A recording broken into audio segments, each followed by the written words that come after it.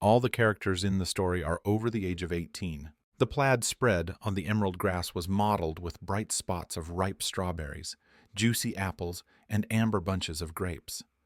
The sun, breaking through the dense foliage of century-old oaks, golden my mother Elena's hair. She laughed, tilting her head back, throwing back the strands that played in the wind like golden threads. That laughter, so familiar from my childhood, which usually filled me with warmth and a sense of security, now resonated in me with a strange, unfamiliar thrill that stirred my blood. We were alone, away from the noisy city, from my father, from the world that seemed so distant and insignificant in this secluded corner of nature. This picnic, intended to be just a pleasant pastime, a chance to be together, mother and son, was imperceptibly turning into something more. The air vibrated with sudden tension, as if nature itself was holding its breath in anticipation of something forbidden, something mysterious that was about to happen. "Tell me," Elena said, her voice a little hoarse from the wine she'd drunk, with notes I hadn't noticed before, a longing, a slight sadness, and something else elusive and exciting. "What's going on in your life? Your father is always busy with his business, always traveling, and I feel like we're drifting apart. You've become so withdrawn, you rarely share your thoughts and worries." Her gaze, usually warm and affectionate, like a ray of sunlight, now seemed piercing, scrutinizing, and I involuntarily averted my eyes, picking at a grape in embarrassment. I was 18, full of youthful desires that I was embarrassed to even think about, much less talk to her, my own mother. It seemed to me that these thoughts, these fantasies were something dirty, shameful, and I kept them carefully hidden in the farthest corners of my mind. "It's just business as usual," I mumbled, feeling the color rush to my face. My heart was beating fast, like it was trying to burst out of my chest. "Studying friends, preparing for exams, nothing special." "And the girls?" Elena smiled, and that smile seemed ambiguous, hinting at something more than maternal interest. She leaned toward me, and I smelled the light scent of her perfume, sweet and intoxicating. "Mom," I started, trying to overcome the sudden awkwardness, but she interrupted me, placing her hand over mine.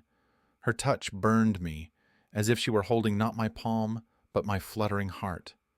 Her skin was warm, soft, and I felt a shiver run through my body.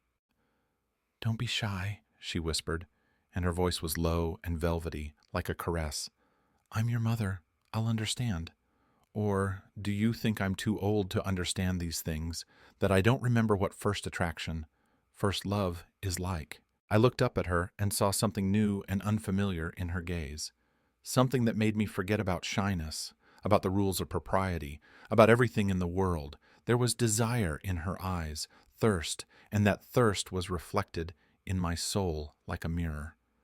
There was a spark between us, invisible but palpable, like an electric shock that pierced us through.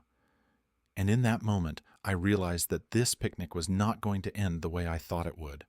Something inevitable, fateful, was looming over us, and I didn't know whether to be frightened or to surrender to it.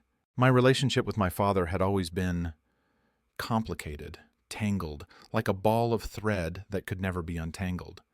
A successful businessman, the owner of a large construction company, he was always away on business trips, living in some kind of his own parallel world, woven from deals, contracts, business negotiations, and endless phone calls. He provided us with everything we needed: a big house, an expensive car, a prestigious school, but emotionally he was somewhere far away, as if behind an impenetrable wall. I grew up feeling his presence more like a shadow than a real living figure in my life. I remember waiting for hours for him to return as a child, longing to play soccer with him, build a sandcastle, or just have a heart-to-heart talk with him. But he was always too tired, too busy, too absorbed in his own thoughts. "Daddy, when are you coming back?" I would ask him, looking into his hopeful eyes.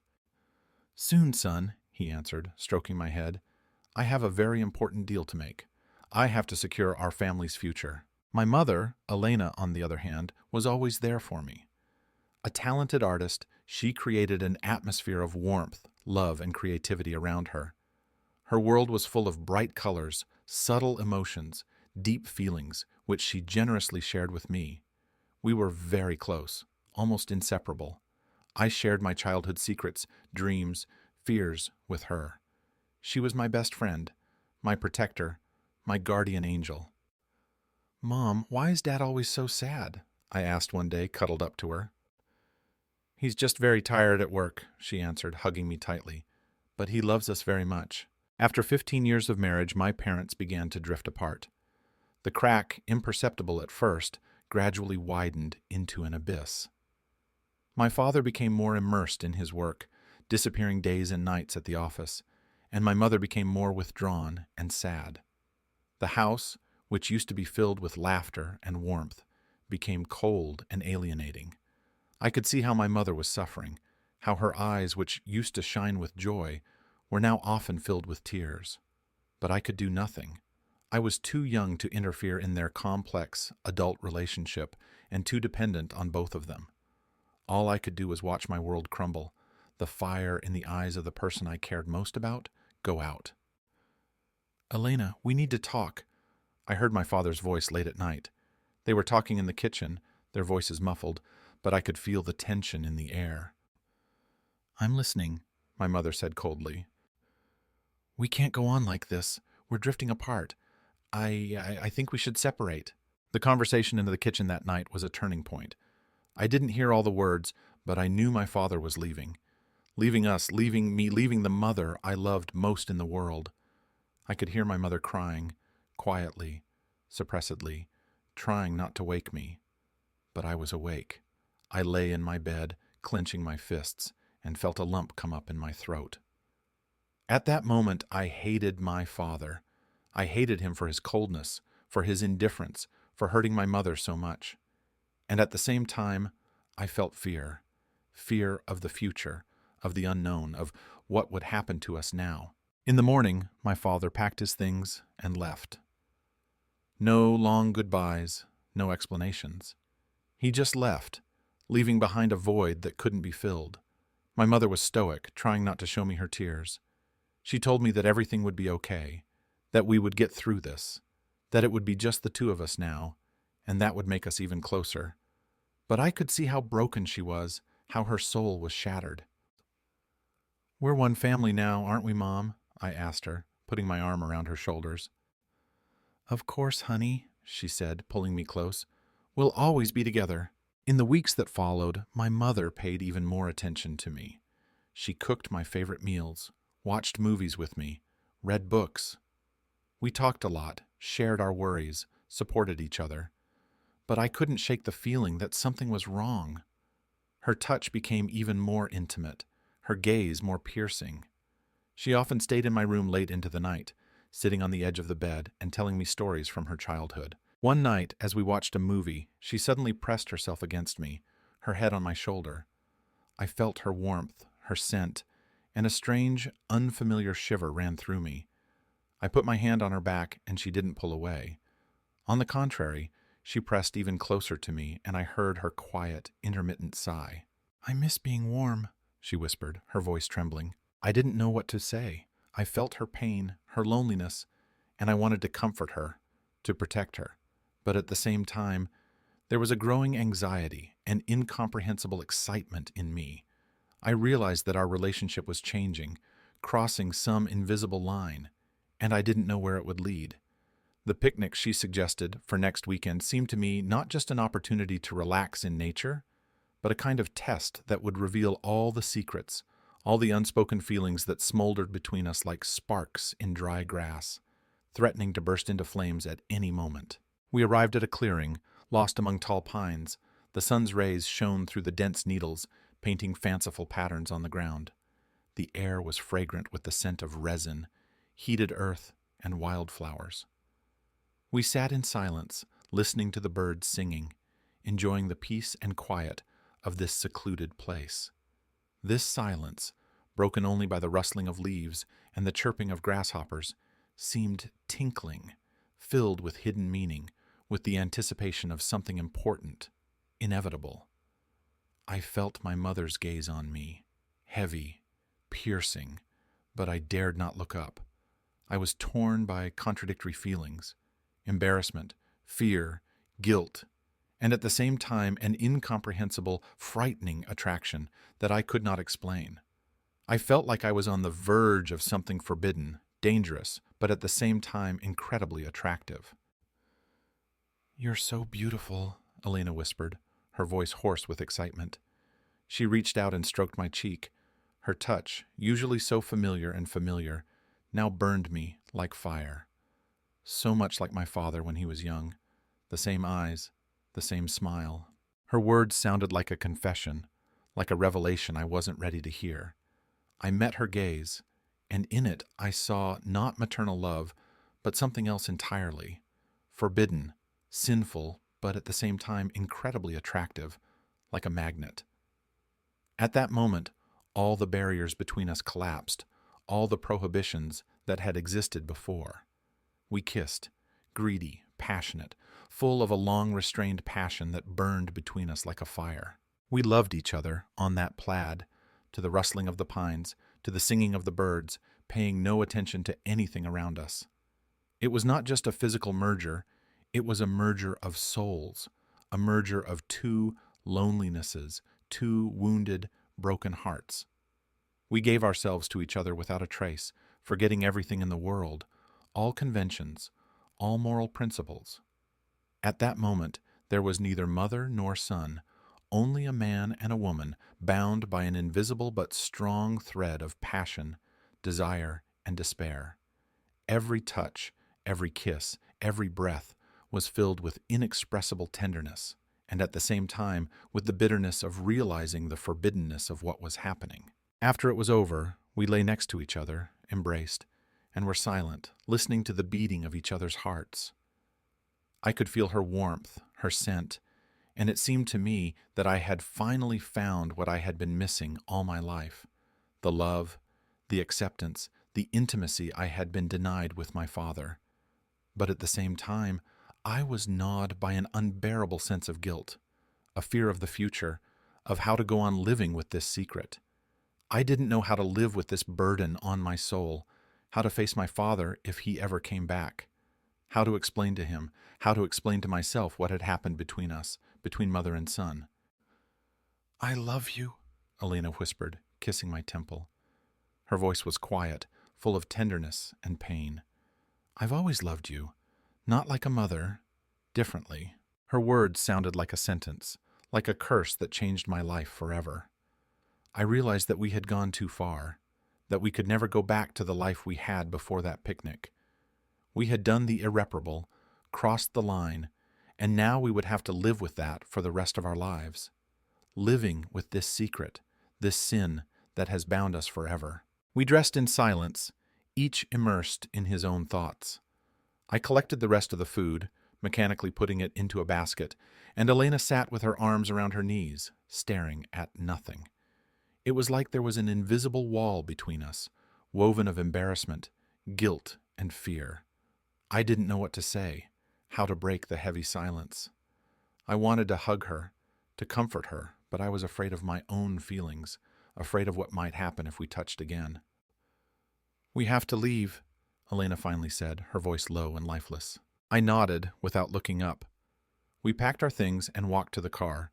The drive home seemed endless. We barely spoke a word. The atmosphere in the car was tense, stuffy. I glanced furtively at my mother. Her face was pale, her lips tightly compressed. She seemed older than her years, as if the day had taken all her strength. When we got home, Elena went straight to her room, locking the door. I was left alone in the kitchen, feeling completely lost. Panic gripped me. I didn't know what to do, who to turn to for help. I thought I was crazy, that I was dreaming. But the memories of what had happened in the clearing were too vivid, too real. I couldn't dismiss them, couldn't pretend they hadn't happened.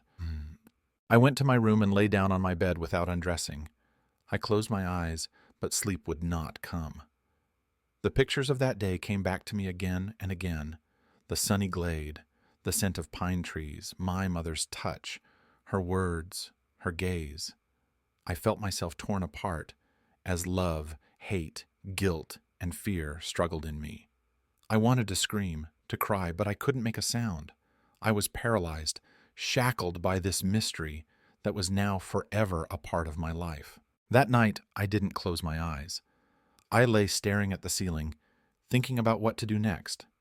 I knew that we needed to talk to my mother, that we couldn't just pretend that nothing had happened, but I didn't know how to start that conversation, how to find the right words. I was afraid of her reaction, afraid of what she would say. And at the same time, I knew that we had to overcome this barrier, this fear, to find a way out of the situation we had put ourselves in. The next morning, gathering all my courage, I decided to talk to my mother. Every step I took down the hallway echoed in my chest. My heart was pounding as if it were trying to escape. I knocked on my mother's bedroom door, and it sounded like thunder in the silence of the house. She did not open at once, as if she were afraid to face me, afraid of what I would say, of what she would hear from my lips.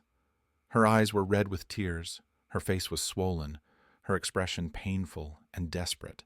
She looked exhausted, broken, as if this day, this picnic, had taken all her strength, all her vitality.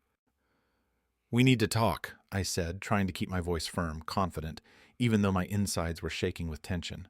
Elena nodded silently and let me into the room. We sat on the bed, and the same awkward, heavy silence that we had experienced in the car on the way home yesterday returned. The air was electrified, filled with unspoken words, unshed tears. I didn't know where to begin. The words stuck in my throat like a lump, preventing me from breathing. My thoughts were jumbled, forming a chaotic whirlwind in my head. "Mom," I started, but she interrupted me, her voice low, husky, full of pain. "I know we made a mistake," she said, her voice shaking, and I saw a tear roll down her cheek. A terrible, irreparable mistake. But I couldn't help myself. I felt so bad, so lonely. After your father left, I felt empty, unwanted. And you were there, so strong, so caring. You became everything to me. I couldn't help it either, I admitted, tears welling up in my eyes. I was ashamed, hurt, and I didn't know how to deal with this storm of emotions. I felt it too. This connection between us, it was stronger than me. We hugged, and I felt her body shake with sobs. I stroked her hair, whispered words of comfort, but there was an emptiness in my soul, cold and bottomless. I realized that we were at an impasse, that there was no way out of this situation we had driven ourselves into. We were like two travelers lost in a dark forest, without a map, without a compass, without hope of rescue. Suddenly the doorbell rang. We both flinched as if we'd been electrocuted.